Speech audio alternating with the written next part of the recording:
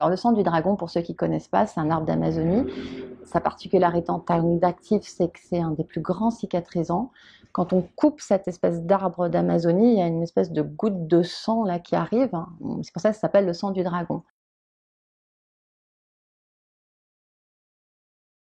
La sève de Sangre del Drago vient de la forêt amazonienne, ou en l'occurrence il vient d'Équateur.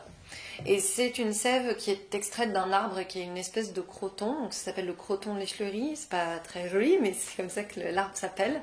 Et en fait, là-bas, chez nous, les crotons, c'est des tout petits arbustes, là-bas c'est un arbre qui peut faire 20 à 30 mètres, et qui est une espèce pionnière, c'est-à-dire que quand une forêt est décimée pour une raison ou pour une autre, c'est toujours le premier arbre à repousser grâce aux capacités de régénération de sa sève.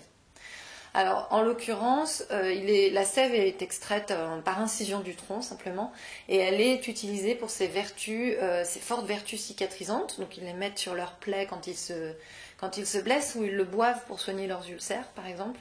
A beaucoup d'autres vertus. C'est anti-inflammatoire, c'est antibactérien, c'est antioxydant. Donc, il y a des très très fortes propriétés qui étaient à ce jour pas utilisées en cosmétique.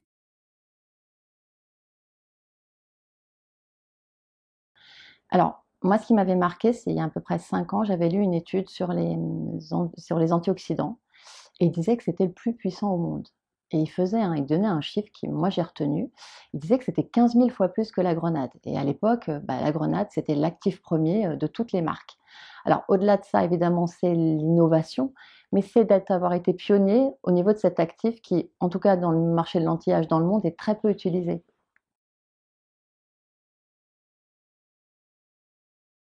Donc on a été la première marque à l'utiliser dans nos soins et surtout à en objectiver les effets pour la peau.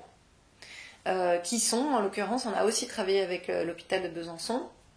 C'est vrai que quand on parle d'un actif cicatrisant, en général c'est de bon augure pour la cosmétique.